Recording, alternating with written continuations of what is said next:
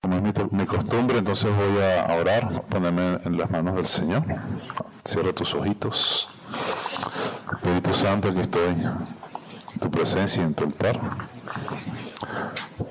Pido, Señor, tu palabra que sale de tu boca, Señor, para el pueblo, para edificación. Tu palabra que es dulce como la miel, pero en ocasiones también amarga al vientre. Pero es tu palabra. Nuestros corazones estén dispuestos a oír lo que sale de tu boca para bendición. Me anule yo y que seas tú en mí, Señor. En el nombre de Yeshua. Amén y amén. Pues bien, entonces vamos a hablar hoy de Bamidbar en el desierto. Ok, la semana pasada entonces estuvimos viendo algunos puntos relacionados con nuestra posición como hijos, nuestra posición de pertenecer a Israel, el pacto abrahámico, el pacto mosaico.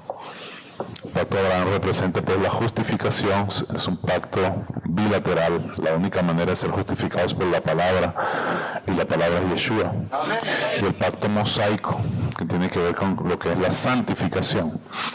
Entonces, ciertamente el hombre que estaba al lado de Yeshua se arrepintió y Yeshua le dijo, hoy estarás conmigo en el paraíso. Pero los que no tienen mucho tiempo para ir al paraíso, sino que tienen tiempo para vivir, necesitan Torah para vivir en santidad. Si la palabra no te dice lo que es bueno y lo que es malo, entonces, ¿cómo vas a saber? Yo decía también que muchas veces ese es el problema, que todo siento y siento y siento y siento. Entonces toda la vida siento. O sea, nunca la palabra dice sino siento. Siento del Espíritu y siento y siento. Siento que sí, siento que no, siento que me dijo, que no me dijo, que sí, que no. Pero ¿dónde está la palabra? ¿Dónde está lo que te dice lo que es bueno y lo que es malo? O sea, la palabra dice, entonces conforme a la palabra, bueno, siente lo que tú quieras, pues. Pero no puede ser que yo ignore las escrituras, entonces esté en un eterno sentir. Y siento, y siento, y siento. Y tú sentiste, sí, yo sentí también. Entonces todo el mundo siente. Ay, se me puso como el chofer del carro, se me puso sí, cable de 220 para que sientan ahí. ¿Quién más quiere sentir? Pum. Listo. Todos sentimos, pero no sabemos nada.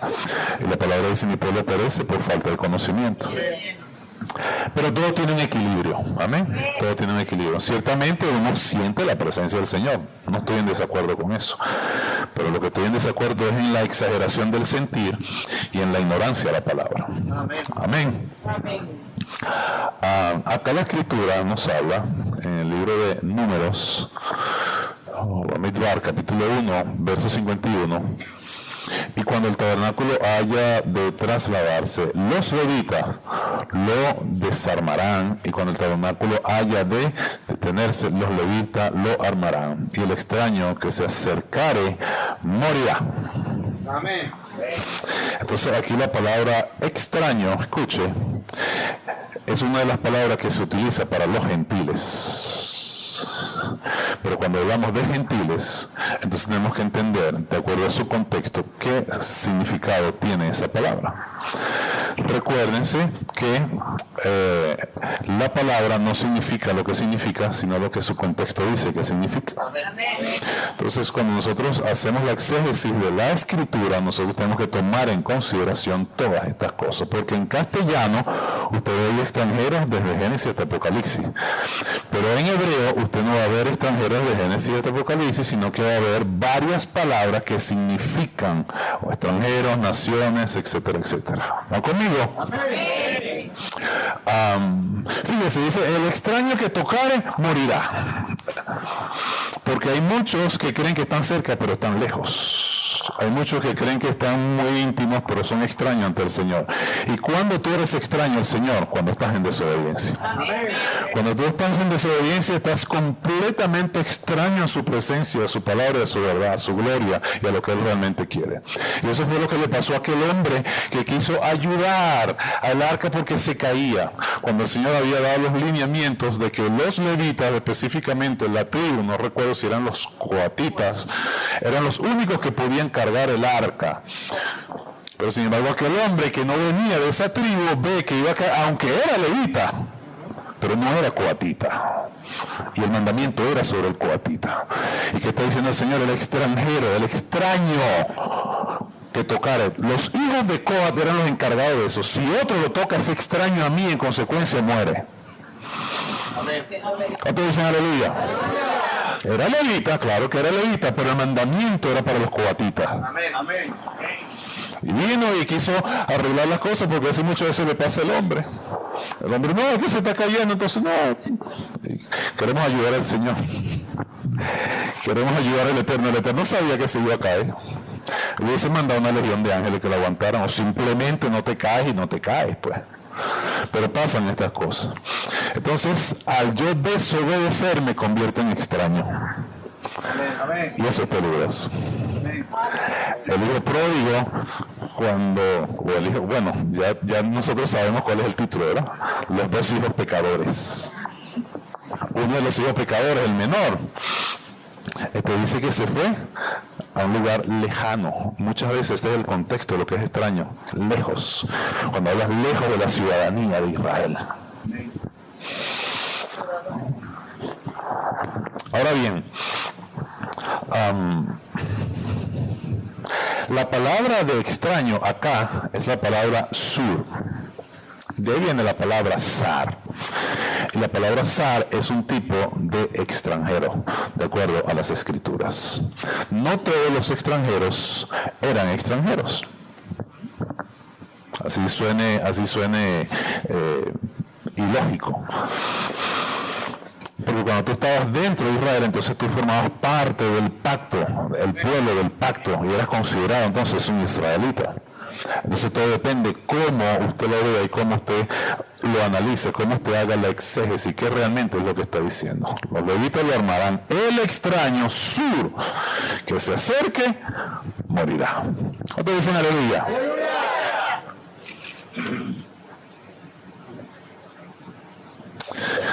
Los extranjeros, por ejemplo, en la escritura aparecen como zar o extraño.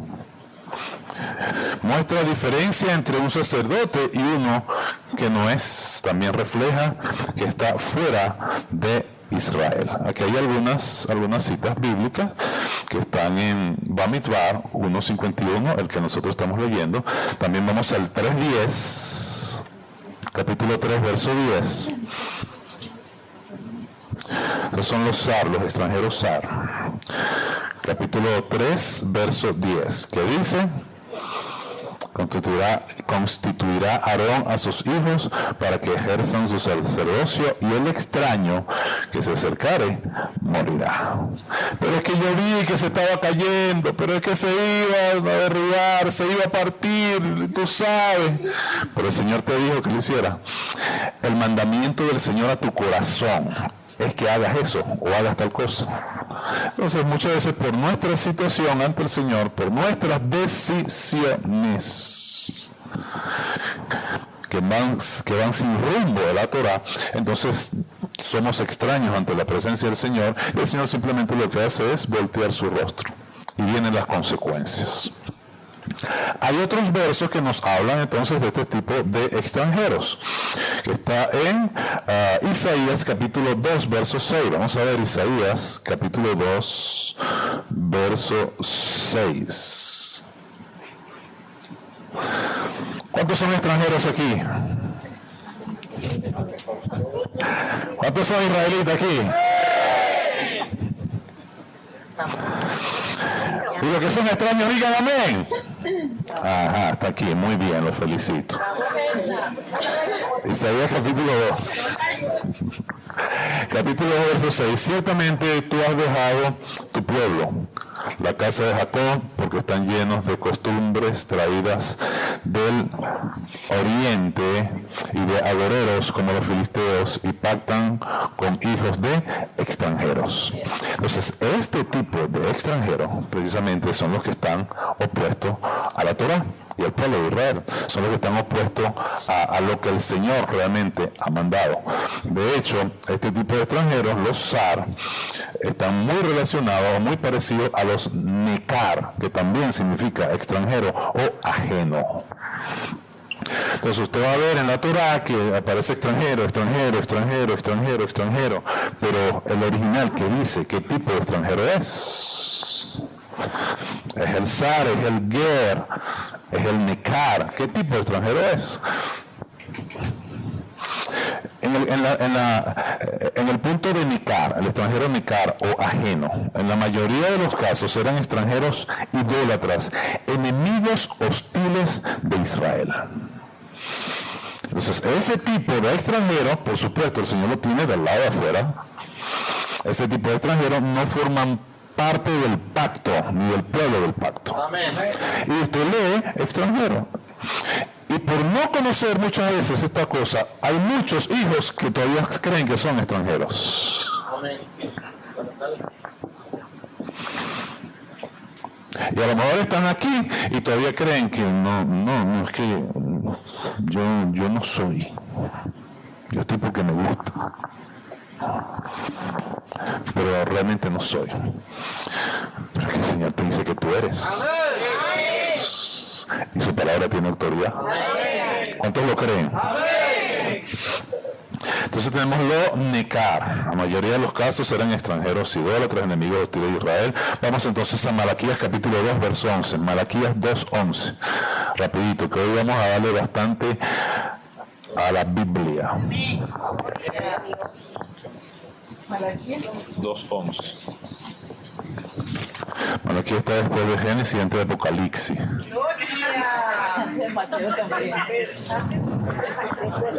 Estoy seguro.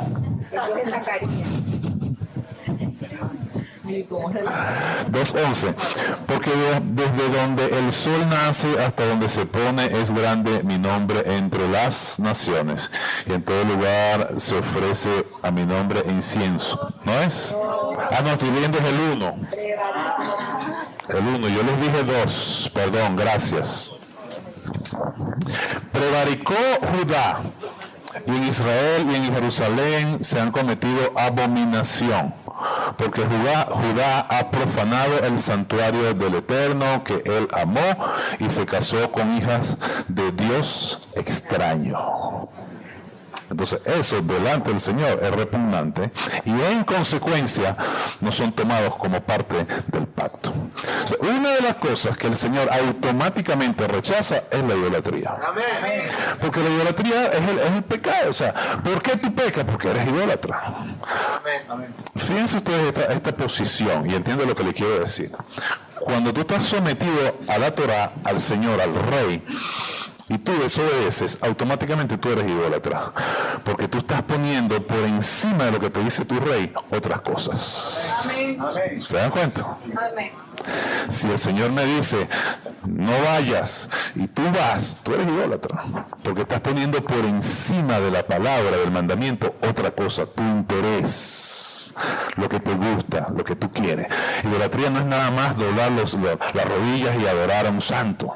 Idolatría es quitarle el lugar al Señor. Amén. Quitarle la importancia al Señor, quitarle su lugar de rey, de Señor de tu vida. Cuando tú quitas el lugar al Señor, automáticamente es idolatría. Ahora, hay niveles de idolatría, claro que sí, pero por eso siempre el Señor condena lo que es la idolatría. ¿Van conmigo, pueblo? Amén. Entonces tenemos el extraño, en este caso sería el zar, y tenemos el extranjero también, o otro tipo de extranjero, que es el nekar, que es el ajeno. Ahora, hay una diferencia con esto, porque nosotros podemos seguir buscando versos bíblicos, pero tengo mucho que hablar hoy, y entonces se me va a ir el tiempo. Pero en Isaías hay una situación que nos pone a pensar. Isaías capítulo 56, verso 2.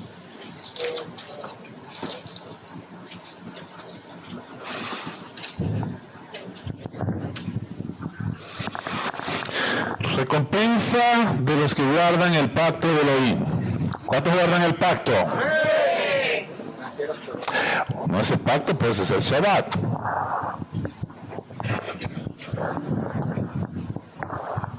Bueno, vamos al 3. Ya va a tener que ponerme los lentes, ya va. Estaba luchando acá, pero qué va. Ajá.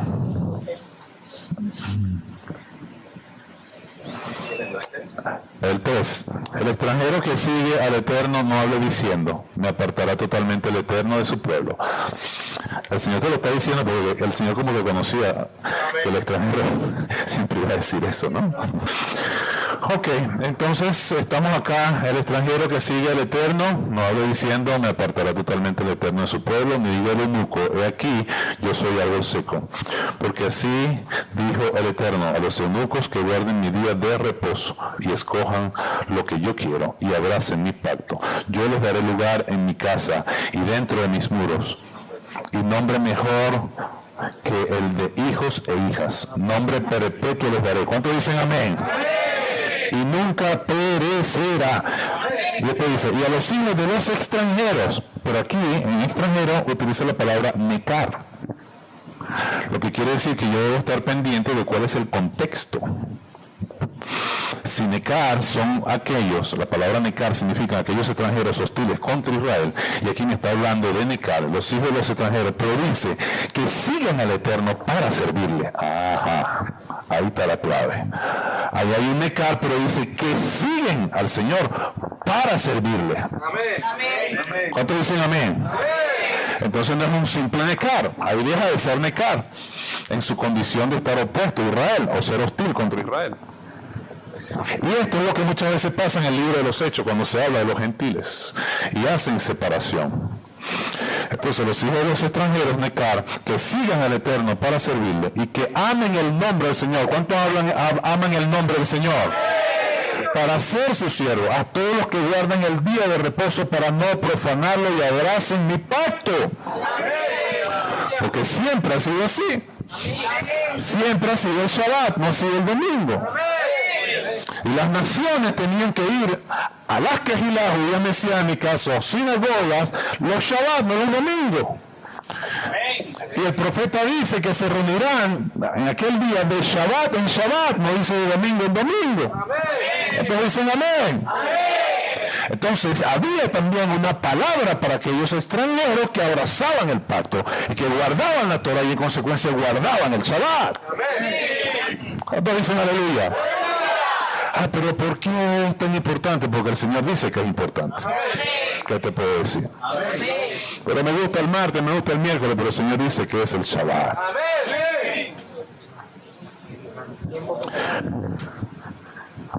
Algo pasa con esto, puesto que la Escritura nos habla en el libro de Génesis capítulo 1, al día número 4, que fueron creadas las estrellas, la luna, el sol, todo esto es para el tiempo, y ahí utiliza la palabra Moed. Y por ahí yo sé realmente cuándo comienza el tiempo de acuerdo a Éxodo capítulo 12. Entonces, si en abril es el principio de año, entonces hay un principio del tiempo y en base a ese tiempo yo sé cuál realmente es el Shabbat. Porque lo ideal es que si yo celebro el Shabbat aquí, se celebre también en los cielos. No que en los cielos tengan un Shabbat y yo estoy aquí un miércoles. Es importante estas cosas. Y de cualquier manera, el enemigo trata de desvincular al pueblo de lo que es tiempo, de lo que es Shabbat. Hay algo de perfección en esto. ¿Dónde quedé? 7. Ok, no profanar y avanzar en mi pacto. El 7 dice, yo los llevaré a mi santo monte. ¿Cuántos dicen amén? Los recrearé en mi casa de oración. ¿Cuántos dicen amén? Mire, sus holocaustos y sus sacrificios serán aceptos sobre el altar. Las naciones, los extranjeros, tenían también derecho a llevar holocaustos y sacrificios al templo. Porque el Señor nunca hizo excepción de personas. Escogió un pueblo, escogió un sacerdocio, escogió una cabeza, pero nunca puso de lado al pueblo de las naciones o las naciones del mundo. Y aquí le dan la oportunidad a ir al templo. Por eso yo les decía la semana pasada que en el primero y segundo templo no había esa separación. Primer siglo, por ejemplo, antes de Yeshua, el templo que expandió Herodes dividían sacerdotes, levitas, israelitas, mujeres, gentiles, por condiciones rabínicas que habían sido dictadas en aquel entonces. Pero eso no pasó en el primero ni en el segundo templo. Esta separación no se acostumbró o no estaba presente en el templo de Salomón o en el de Zorobabel. Y por eso es que la palabra dice que entonces Yeshua vino a derribar la pared intermedia de separación. ¿Cuántos dicen aleluya? ¿Cuántos están preparados para ir a su lugar? Hay un lugar, hay un macón donde está la presencia del Señor. Y el Señor en su inmensa misericordia y por la sangre del Cordero nos da oportunidad para nosotros entrar. Aleluya. Y tener comunión con el Padre. Dale un aplauso al Rey. Aleluya.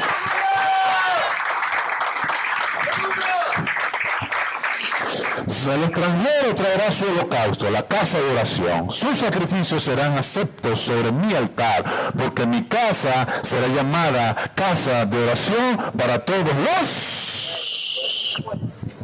Ahí no dice para un solo pueblo. Dice para todos los pueblos, porque todos los pueblos que confiesen que Yeshua es el Señor y que Elohim le levantó a los muertos son el Israel de Elohim. Y tienen entrada, aleluya, por la fe. Dale el aplauso al Rey que lo merece. Aleluya, aleluya, aleluya, aleluya. Estos dicen amén. Estos dicen amén. Entonces la situación que realmente somos. ¿Qué dice la Escritura que somos?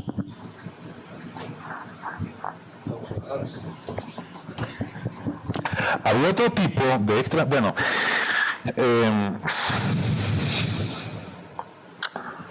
esto lo voy a tocar después. Voy a volver a tocar. Otro tipo de extranjero que es el ger. La Escritura, cuando tú vas al original, por eso es que es interesante, y usted debe aprender hebreo para entender realmente lo que dice. O si no, puede valerse de instrumentos de investigación como el Strong. Usted lo mete en su computadora y usted lo busca y eso le va a dar el original en hebreo, el original en griego, sobre todo en hebreo, para que usted realmente sepa lo que le está diciendo. Amén. Pero hay otro tipo de extranjero que es el ger. El ger es aquel que se ha unido a Israel y está relacionado con el término esra, que es nativo, originario. Por ende, es el más utilizado en la idea. Tanto así que en algunos casos tienen el mismo trato o privilegio que los nativos. Entonces, ¿qué quiere decir? Que había un extranjero que era idólatra, había otro extranjero que era hostil con Israel, pero había un extranjero que era amigo de Israel. Había un extranjero que había abrazado el pacto. Había un extranjero que había dicho que su Elohim era el Elohim de Israel. Siempre pasó así en el tiempo. El asunto es que queremos cambiar las cosas. Y cuando realmente la palabra dice que la salvación viene de los judíos, entonces no puedo. Si yo entro en lo que es la redención y la vida eterna, tengo que entender que pertenezco a Israel. No hay otra manera. O soy o adoro los dioses del mundo o adoro el Elohim de Israel. ¿Cuál Elohim adoras tú? El Elohim de Israel. Entonces eres judío por fe. ¿Cuántos dicen aleluya? Le doy ejemplo de este.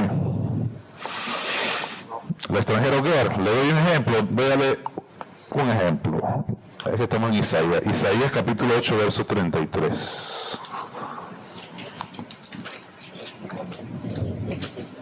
No, perdón, este no es Isaías, este es Josué, Yehoshua. Josué 8:33. ¿Lo tenemos? Dice así: y todo Israel con sus ancianos, oficiales y jueces estaba de pie, a uno al otro lado del arca, en presencia de los sacerdotes levitas que llevaban el arca del pacto del Eterno, así los extranjeros como los naturales. Y cuando tú buscas aquí entonces extranjeros, entonces te das cuenta que utiliza la palabra ger. Entonces está Nakri, está el ger, está el zar, y está el Etzraj, que es el nativo. Es por esto que Rav Shaul entonces hace un drash con respecto a Efesios capítulo 2, verso 19. Vamos a Efesios 2, 19. Estas cosas son buenas repetirlas porque nos nivelamos y estamos en un mismo sentir en este aspecto, en esta visión. Lo tenemos, Efesios capítulo 2, verso 19. Tomando en consideración el contexto, cuando él habla de dos pueblos, etcétera, etcétera, el 2.19 dice, así que ya no sois extranjeros. Amén. Dígale que está al lado, no eres extranjero. Aunque tú creas que eres. El Señor dice que no eres. O le crees a tu conciencia, o le crees a la palabra.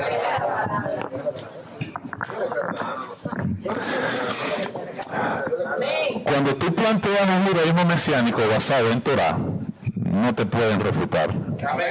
Porque lo que le estoy diciendo es lo que está escrito. Que ustedes se la dan, no la damos, somos. Es que uno se la tira o lo está engañando. No me la tiro ni lo estoy engañando. Yo soy lo que la palabra dice que soy. Dile al que está a tu lado, tú eres lo que la palabra dice que tú eres. Y la palabra dice que no eres extranjero. Amén. Dale un aplauso al rey Yeshua, que de los dos pueblos hizo uno.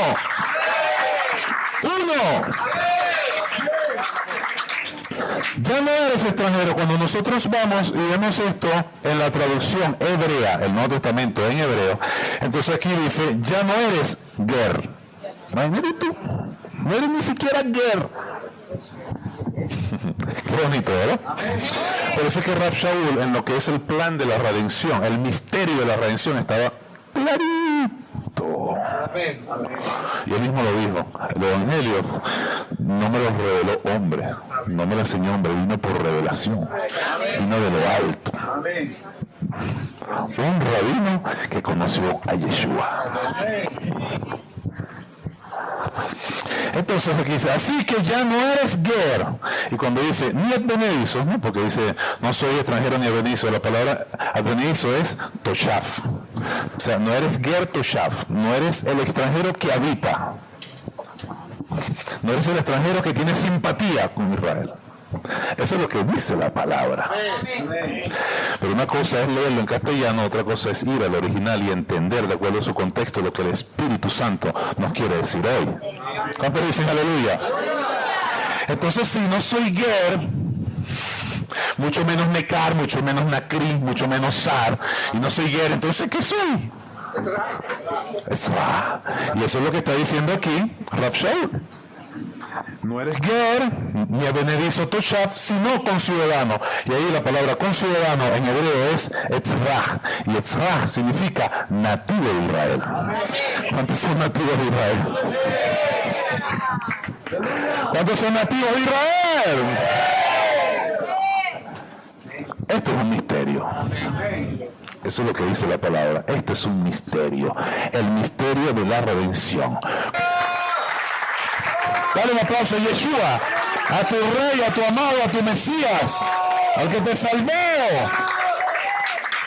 Por eso antes no eras pueblo, pero ahora eres pueblo. Antes no tenías Elohim, pero ahora tienes Elohim. Antes no eras sacerdote, pero ahora eres sacerdote. Antes no tenías nación, pero ahora eres nación santa. Antes no tenías ciudadanía, pero ahora tienes una ciudadanía. ¡Aleluya! Por la palabra que tiene poder. Por la autoridad de la palabra lo tienes. Si lo crees, lo crees, lo crees en tu corazón. Aleluya. Aleluya. Por eso Rav Shaul decía, mi evangelio. Ahí está la cosa. Y cualquiera que no entiende, entonces, ay, mira, él sí es hecho ni que su evangelio se de todo. Él dice que bien, pero eso es de todos. La cuestión no es que sea de todos, el asunto es que cuando Rav Shaul está diciendo mi evangelio, él se refiere, adelante, él se refiere a la revelación que el Señor le da a él. Amén. Romanos capítulo 16, verso 25. Amén. ¿Cuántos me dan 4 minutos con 59 segundos? Gracias. 16 y 25. Y el que puede confirmaros según mi evangelio y la predicación de Yeshua HaMashiach. Entonces dice según mi evangelio. ¿Cuál es tu evangelio? Que todas las naciones son judíos por fe. ¿Cuál es el evangelio de Rav Shaul? Que no es necesaria la circuncisión en la carne para tener vida eterna. El que lo quiere hacer, lo puede hacer. Fíjese que yo no pongo condiciones. Habrá otras congregaciones de Yanesianis que pondrán condiciones. No, que no puede ser, que tú sabes que... Hermano, eso no es bíblico. Para salvación, la circuncisión es la del corazón. Y ese fue el punto de Hechos capítulo 15. O sea, ¿qué pasó? ¿Qué pasó? Que hubo un avivamiento entre las naciones. Hubo un avivamiento y entonces, oye, mira, lo mismo que están viviendo nosotros, los gentiles también lo están viviendo. Y Pedro estaba un poquito duro, un poco cabezadura. Y entonces tiene que el Señor mostrarle en visión y decirle, Pedro, que yo he santificado no lo llames inmundo. No era la comida, no eran los ratones fritos ni la cucaracha, eran las naciones, eran los gentiles. Lo que yo he santificado, Pedro, no lo llames inmundo. Mata y come es pásalos. Amén. Eso es lo que le está diciendo, convives con ellos. Y por eso es que Rav Shaul después le dice, bueno, el Señor te lo reveló, no te lo reveló, papá. ¿Vas a comer o no vas a comer? Cuando viene lo de la circuncisión, no comes con los gentiles. Y cuando se va, entonces sí come. Por eso es que él lo confronta. Porque eso no era conforme al evangelio lo que estaba escrito en la palabra. ¿Cuántos dicen aleluya?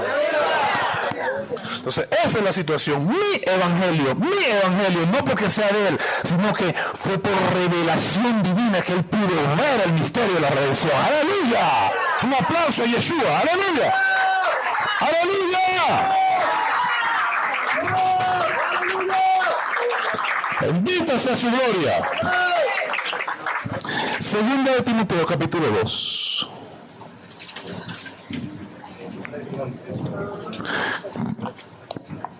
¿Lo tenemos? Verso 8. Segunda epístola de Timoteo, capítulo 2, versos 8 y 9. Acuérdate de Yeshua HaMashiach, del linaje de David, resucitado de los muertos, conforme a mi evangelio, en el cual sufro penalidades, hasta prisiones, a modo de malhechor. La palabra de Elohim no está presa. Imagínense, por él, escuche esto, por él predicar mi evangelio, por él mostrar la revelación que el Señor le había dado con respecto a la salvación a todas las naciones, él sufría penalidades, porque fue desechado.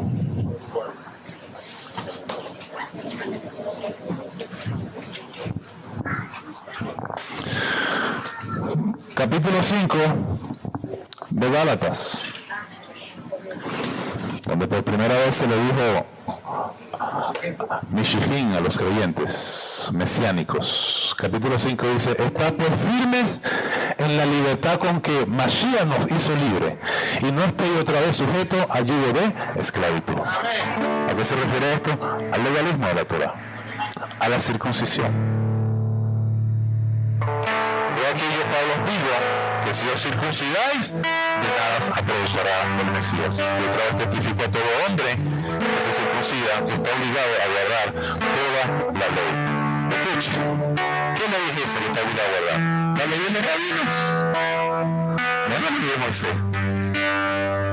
Ahí no se refiere a la ley de Moisés. Entonces viene, no, aquí dice que si te circuncida tiene que guardar la ley, yo estoy bajo la gracia, no, mi Cristo y la cosa. No es eso.